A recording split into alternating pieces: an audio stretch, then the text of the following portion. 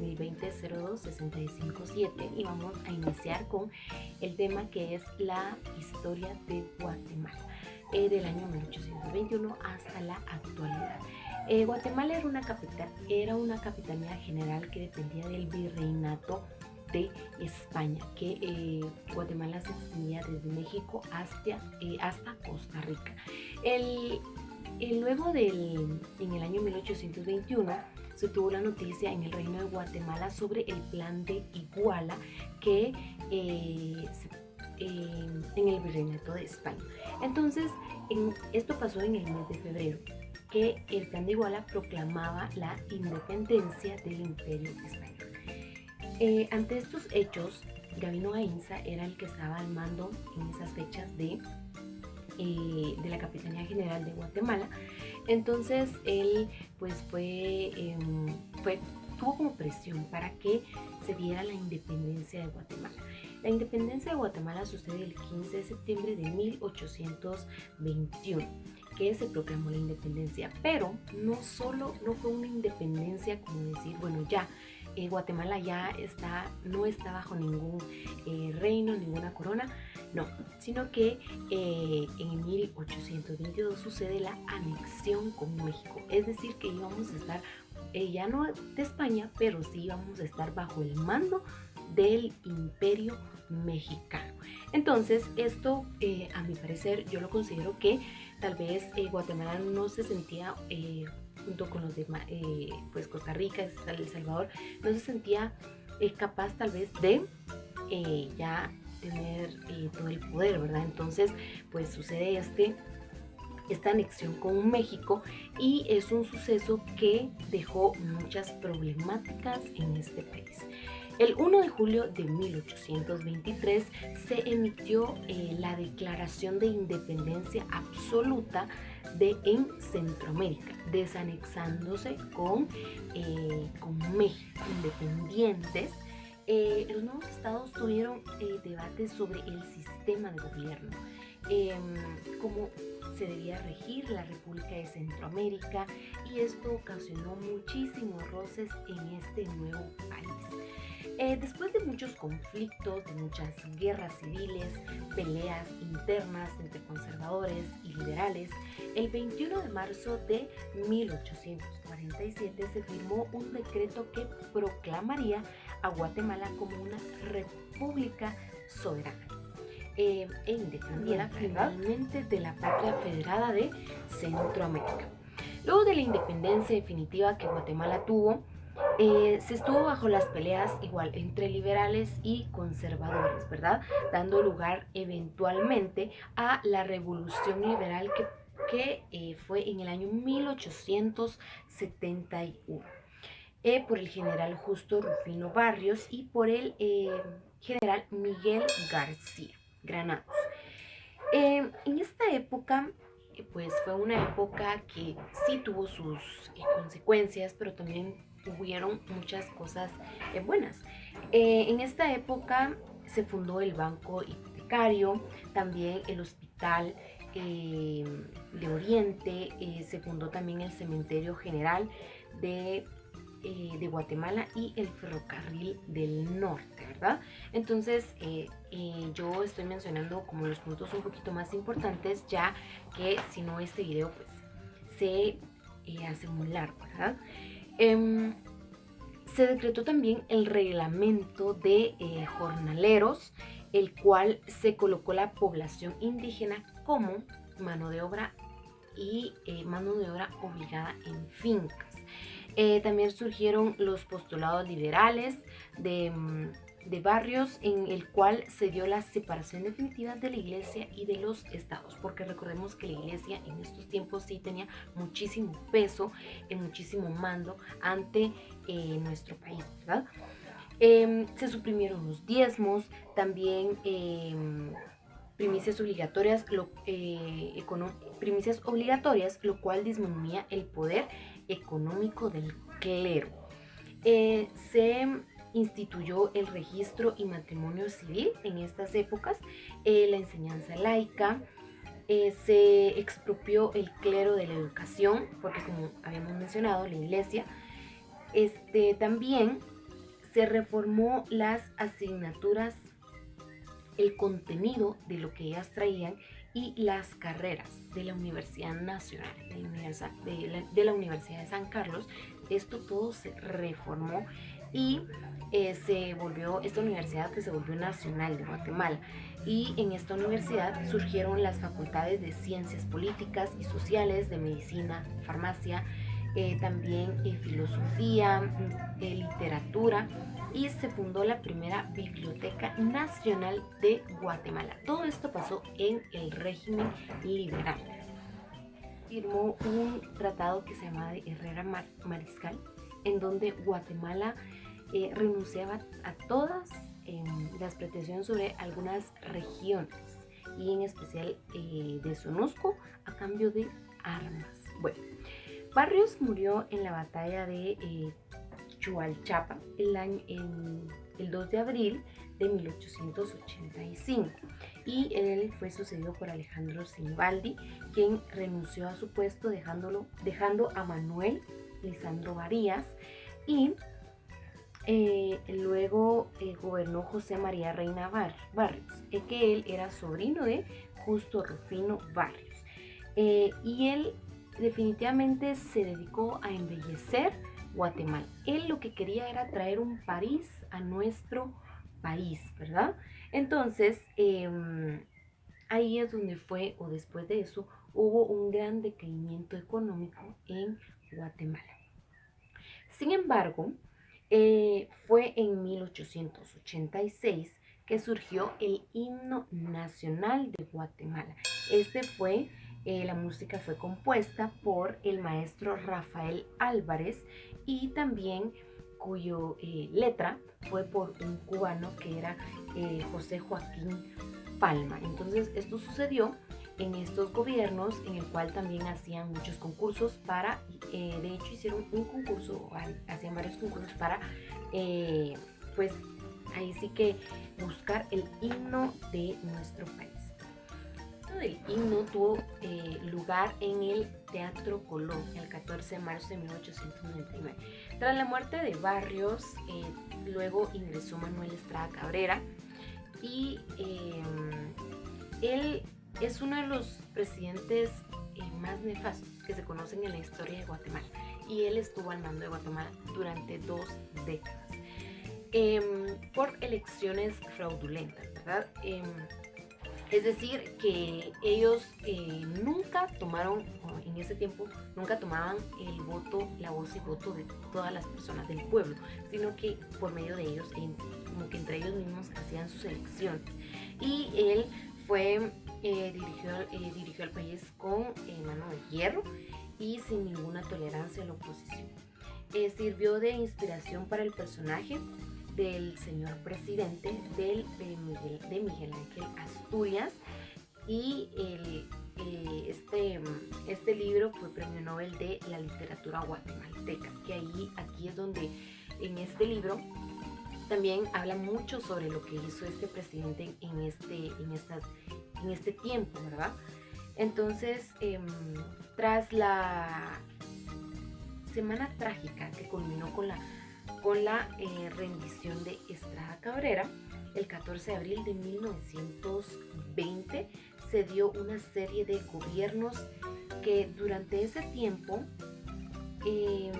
lo más destacado fue el surgimiento del quetzal como moneda nacional. Aquí igual dije un poquito lo más importante porque realmente sí es muchísima información. Entonces, luego de todos estos sucesos apareció el llamado Jorge Ubico. Este es un presidente en el cual muchas personas dicen que sí, más nuestros abuelos dicen que sí, que fue muy bueno porque en ese tiempo sí había mando sobre el país, pero debemos de mencionar que este señor Jorge Ubico fue un gobierno de dictadura, es decir, que lo que decían ellos, lo que decía él, eso se tenía que hacer. No podía hacer nada más, nadie podía hacer nada más lo que el señor Jorge Ubico decía.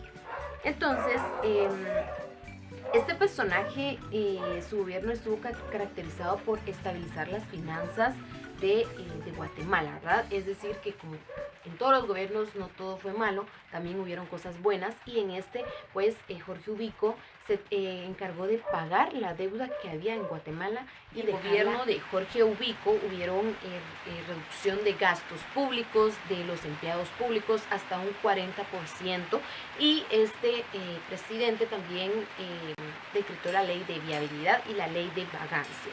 Entonces, Jorge Ubico, el 1 de julio de 1944, renuncia y deja cargo a Federico Ponce Páez. Este también continuó con la represión hasta que el 20 de octubre de 1944 ocurrió un levantamiento popular por estudiantes, por trabajadores que estaban cansados ya de la represión de este mandatario.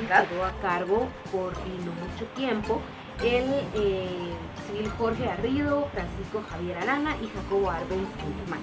En este gobierno se quitaron varias cosas que el gobierno de Jorge Ubico había realizado, y también se convocó a una asamblea constituyente y que se instituyó una junta revolucionaria el 20 de octubre de 1944.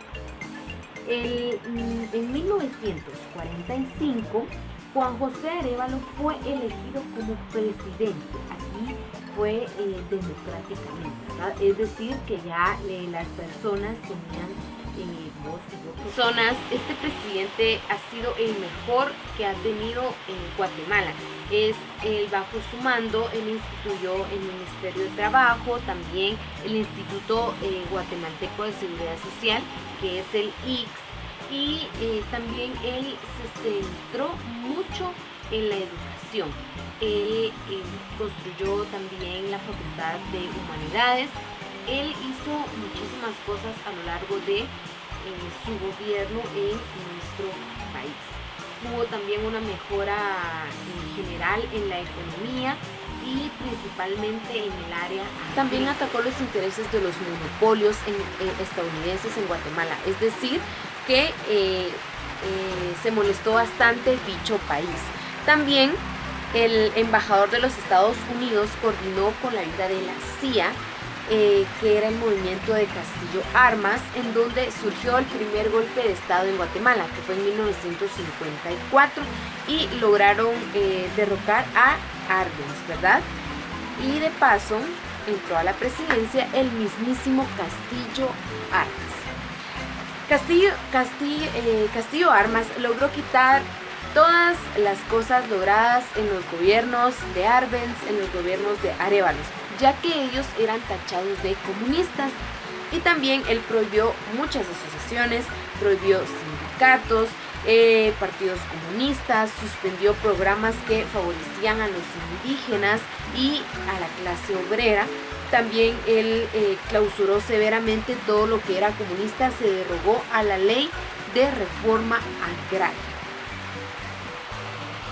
Algo también muy interesante es que hubo también habilidades a la Universidad de San Carlos, la cual era o se consideraba su principal fuerza de oposición, y denunciaba abusos, ya que esta universidad denunciaba abusos del gobierno y que se repetían durante la guerrilla, ¿verdad? Entonces, por eso a él esto no le gustaba, que la universidad se opusiera. Entonces, por eso él tenía como que en contra de esta universidad, muchas cosas en contra. También, sin duda, fue una época muy oscura en este país. Castillo Armas fue asesinado el 26 de julio de 1957 en medio de una crisis política en Guatemala. A partir de esto surgieron una serie de gobiernos que se darían a cabo durante la Guerra Civil de Guatemala, o también conocido como el conflicto armado. Más tristes, más indignantes para el pueblo de Guatemala, y este estaba bajo el gobierno de Igor Fuentes. Aquí comenzaron los roces entre los demócratas y los comunistas, y luego un golpe de estado fallido hacia dicho presidente comenzaron gobiernos militares, gobiernos que tuvieron el poder del país, donde se mató infinidad de gente, indígenas, que realmente ellos no tenían la culpa de lo que estaba pasando en nuestro país. Estima que el saldo final de la guerra fue de 2.000 muertos, 45.000 desaparecidos y cerca de 100.000 desplazados, 100.000 desplazados, que hoy en día realmente no se saben si son exactas estas cifras o no, ¿verdad?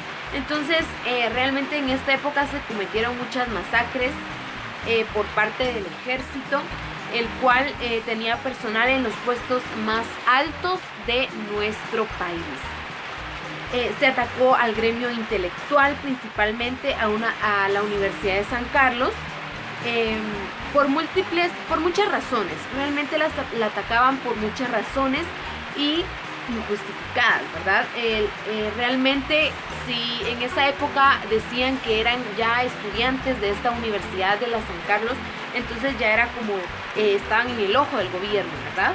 Entonces esta guerra 1960 a 1996, cuando también se firmaron los acuerdos de paz bajo el gobierno de Álvaro Arzú.